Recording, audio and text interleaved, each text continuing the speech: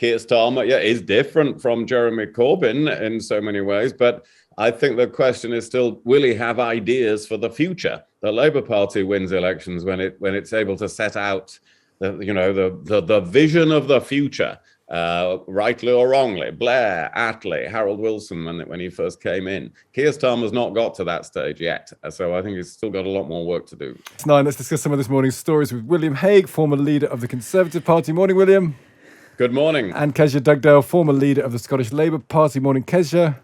Morning, but we're baffled by that Lorraine story. Not a clue. So you didn't know about it? No, it's the first clue. You need to explain it to the nation. What's going on? It's a tax-based gag. She was at a tribunal about whether or not the level of tax she should pay, and the argument she levied was that Lorraine the person and Lorraine the TV personality were different entities.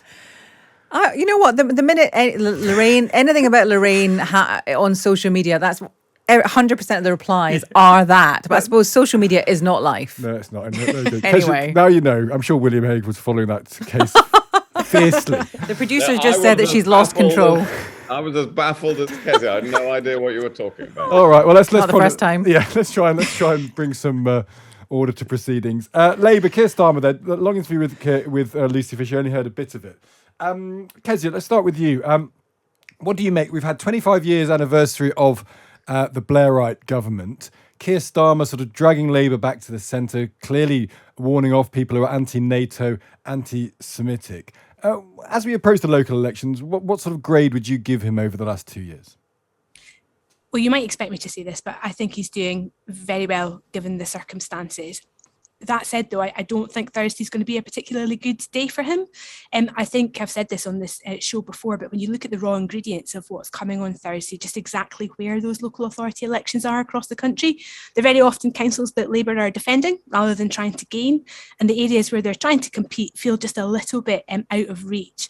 The other big issue is, of course, a lot of reliance on Partygate and all the dramas coming out of the Conservative benches over the past couple of weeks.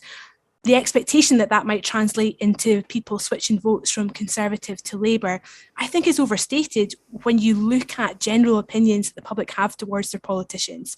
They're not impressed, but they're also not that surprised. And I'm not wholly convinced it's going to change how they behave. So it could be a tricky day on Thursday for Keir Starmer, not for the want of trying, not for want of having the right position on all the key issues. But I just think the core ingredients are quite awkward for him.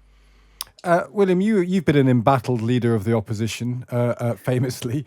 Were the local elections good for you? Because you were up against a very powerful government. Did people use that opportunity to give the government a kicking and reward Conservative local councillors? Could you see a relationship between the national and the local politics?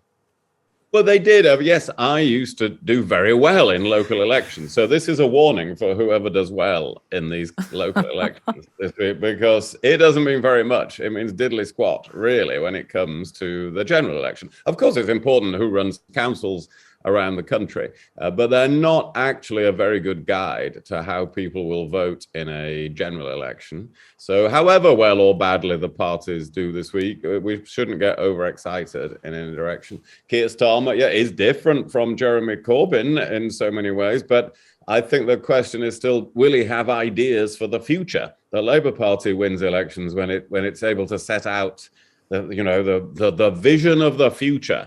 Rightly or wrongly. Blair, Attlee, Harold Wilson when he first came in. Keir Starmer's not got to that stage yet, so I think he's still got a lot more work to do.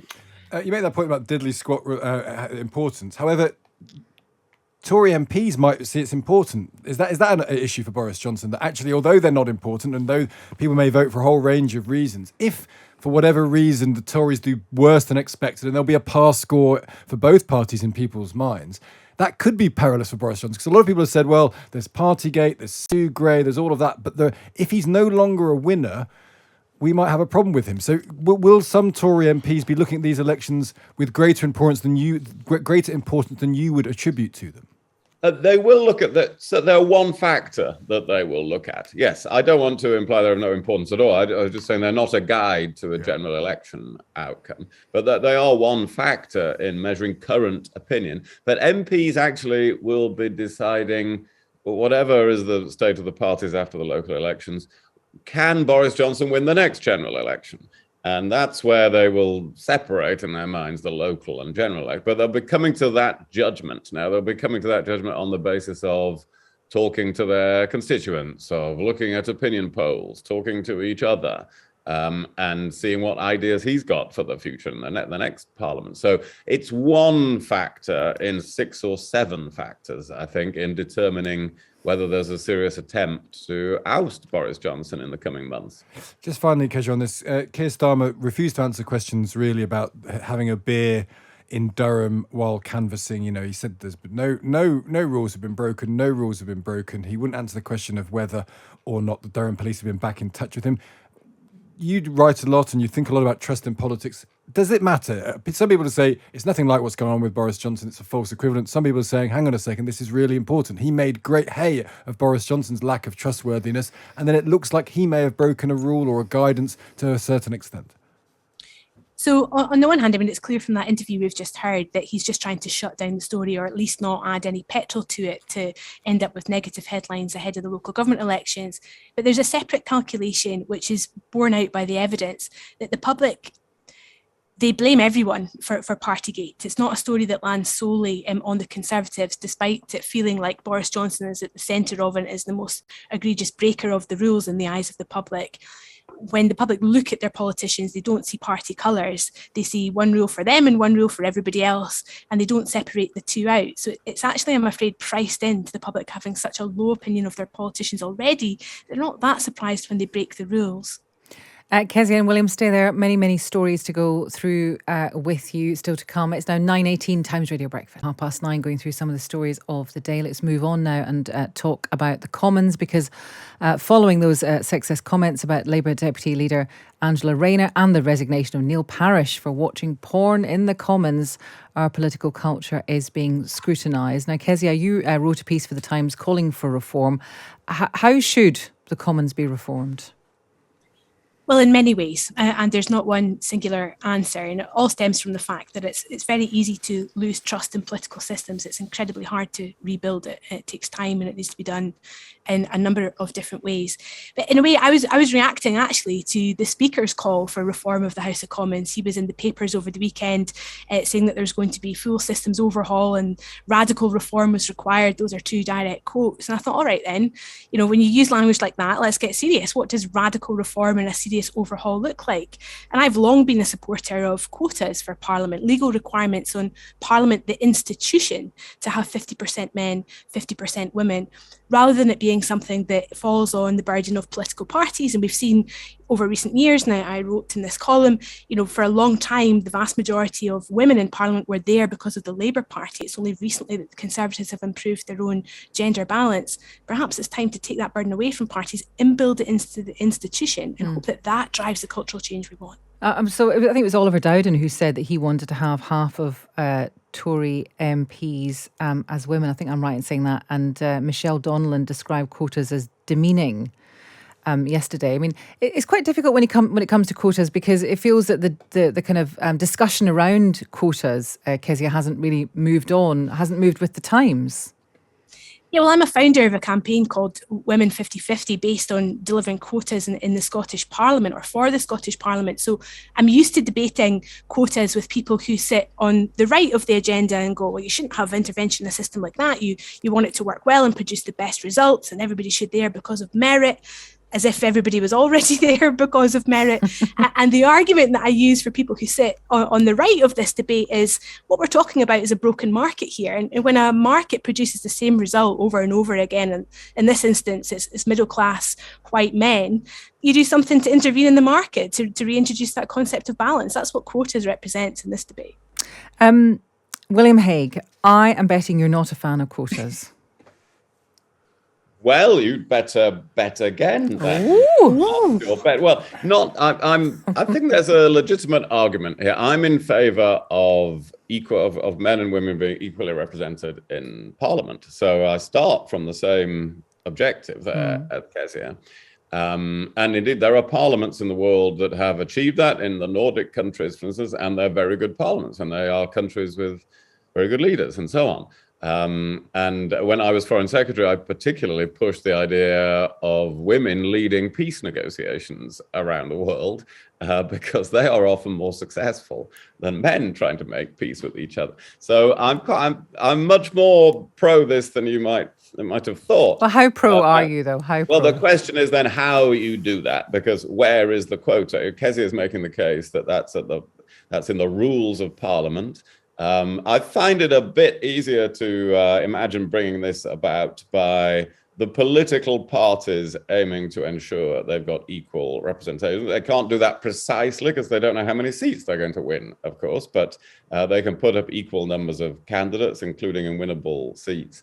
So I do think this needs achieving, and there needs to be a big push towards it. I'm struggling slightly with how you draw up the rules of an election, of a general election, to ensure equal representation. I think probably you have to ask the political parties to do it. I just wanted to ask you quickly, William, about Neil Parish. I find the whole thing, I don't really know where to start with it, because obviously people find it quite, amusing, I suppose. But this is someone who some people might say perhaps shouldn't have resigned, where other people have hung on. What do you think? Well, I think it was inevitable that he would have to resign. It was just it's one of those cases which immediately gets into the whole public imagination and outrage, and understandably, because what on earth is somebody doing sitting in the House of Commons? Well, why are they watching anything on their phone, actually? But obviously, particularly porn. What on earth did you think he was doing? So he was looking for a tractor.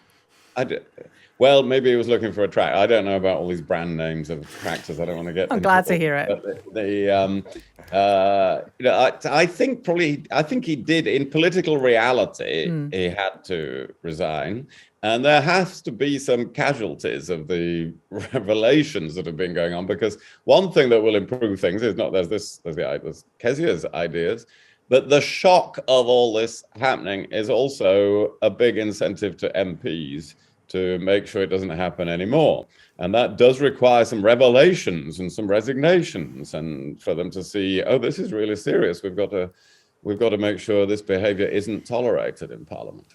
Let's move on to a really good topic that gets people going. And the texts and tweets we've had in they're very 50-50 on this subject. I'm really interested in it as well. Grammar schools get great academic results for certain people, but they're selective and therefore by nature exclusive. Times Radio spoke earlier to Jonathan Gullis, an MP from Stoke, former teacher, and he said he wants to see more of them, more widespread. He wanted to reform the whole system as well. It wasn't just a question of slamming in a few more grammar schools, but he was supportive of the institution. Kezia, this is a real Tory Shire issue. So as someone not in the Tory Shires, where do you stand on it? A bit baffled, to be honest, because it's just so against the grain of Scottish education over decades. We stem from the tradition of having a school in every parish, universal comprehensive education across the whole country. That said, we've got growing levels of inequality in Scottish schools. The poorer the area, the less diverse the curriculum choice, and that's starting to become really apparent. But my solution to that is resource orientated rather than looking at the structures of schools. So I'm not instinctively a fan. William, where are you on this? Because I think you can make the anecdotal case for people in the 50s and 60s who did very well from grammar schools. But there seems to me, arguments that show that when you put a grammar school in a place, often the poorer people around it do worse, not better. Well, that depends on the other schools that are available. The important thing is that there are excellent schools and a choice between them. Whatever we call them, it doesn't really matter what we call them. And of course, the difficulty in raising the grammar school argument, that there are very good grammar schools and we need them in various parts of England. But the difficulty in raising the debate is you get that really divisive 50-50 reaction that you were talking about. But everybody can agree we need schools with an excellent educational ethos, great head teachers, and for people to have a choice between them. Well, if some of those are called grammar schools, that's fine. But they don't have to be called grammar schools. It's the quality of the leadership of the schools that is so crucial. Did Harold Wilson say something like grammar schools for everyone? And the point is, though, the nature of the grammar school system is that you exclude some and you include others. And the way the fallout from that historically has been is the people you've excluded tend to do worse. Well, that was the pattern in the past. Yeah, absolutely. And that was the whole argument against grammar schools. But of course, we can now see that just treating everybody a sort of universalist, completely comprehensive system, where if there was no streaming on ability, if there was no separation of people according to which subjects they were going to excel and so on, well, that doesn't work very well either. But what does work very well is the ideas of academy schools, of free schools, where you really let different schools develop in different ways, and then people have some choice. This is the key factor. We're going to move on lastly to talk about the books that children are reading. Reportedly, children choosing to read easier books as they grow older, leading to a gradual decline in reading comprehension. Secondary school children's reading ability has been found to decline to below the level of those in the top year of primary school. Last week we were discussing about how children were actually reading more, 11%, but this is obviously a slightly different thing. They're saying that as you get older, you choose easier books. That does not sound good, Kezia. No, it really doesn't. And I don't think we should obsess too much about what children are reading, as long as they're reading lots. And we've got to encourage them to develop a lifelong passion for reading. I mean, I'm an only child. I'm the daughter of an English teacher. I was surrounded by books, and that was basically my only solitary activity and thing that I did after school was sit in the corner and chew through as much as I possibly could. And it did me the world of good, and I want that for everyone. In order for it to be for everyone, though, we need to get to the issue of libraries and how accessible books are to people. William, what do you make of these this study? It is a bit certainly depressing if people are not being challenged. Of course, it's good that they're reading more overall. But yeah, we all need to be challenged at every stage in life, not just children. We all need to be challenged and stretched by what we're reading, and we need to be reading tons. People often ask me about writing and speaking and so on, and I said, well, the first thing you have to do is read a lot, because that is what actually that you then internalize skills of writing and speaking. So you can't learn those things if you don't read a ton of books. I'd be interested to know what you are reading for pleasure right now, William Hague. What am I reading for pleasure? I am reading a new book about the young Alexander. It's the new archaeological evidence about Alexander the Great and his upbringing. So how about that? That is stretching. You're pushing the standards there. Kezia, what about you? Not for work, for pleasure. Remains of the Day at the minute. Oh, Stig likes that one. Do you know what I think the effect of this is? Is this a Harry Potter effect that we're talking? Because I think when I was a kid and when we were all children, there wasn't this vast dominating series of books that everyone read. And Harry Potter is very, very good, but it's a certain level of book, isn't it? And if that's the dominant thing in culture, Kezia, I wonder whether then everyone reads it. Well, therefore the standards of reading is the standard of Harry Potter. Whereas when we were children, when I had a similar upbringing to you in terms of reading, you had to read all sorts of things because there wasn't dominant young adult fiction. You had to read some adult fiction, some kids fiction. It was much more of a smorgasbord. And I wonder whether it's the homogeneity of Harry Potter that's probably impacting this. Yeah, I think that's fair, but I don't know how we compare age-wise, Stig, but for me, Point Horrors was something that you had to have read, so I chewed all those up and then read loads of other things that my friends weren't reading, but you had to have read the latest Point Horror in order to keep up on the playground. So I wonder if that's always been the case. There's always been one thing that kind of dominated what young people read, and then it's just whether you get beyond that gives you that lifelong passion. Yeah, and William, just finally, young Alexander. Now, when you were a kid, any book that you think of that or series or something you got into? Oh well, don't forget Enid Blyton in all of it. I know that not the same as J.K. Rowling in that dominance of the reading scene. But a lot of us, when I was a little boy, we would be plowing through all of the famous fives and the secret sevens. And so on, and this has influences why we always like to go on adventures, even though we're getting quite old now. Oh, your political inspiration is the famous five. Is that what you're saying, William? Incredibly out of date. Yeah, that's great. So I remember the famous five. I'm not sure how well they stack up these days. Actually, famous five. Interesting to read it now. I have flicked through because my kids really? have them. Yeah, they're a bit. the Your prevailing- kids have them, but Yeah, you must have given I them did, to. yeah, Yes, yeah, exactly. they wouldn't pick them, would they? Probably not. No, It's come my on. fault. That's my fault. It's my fault. I hold my hands up and accept that. That's William Hague there and Kezia Dodo. Great stuff as ever. Former leader of the Conservative Party and the former leader of the Scottish Labour Party. They're here every Tuesday, our leaders panel after 9 o'clock. With their book reviews as well, added value. It's 9:32 now. Let's get the news with Anna Cunningham.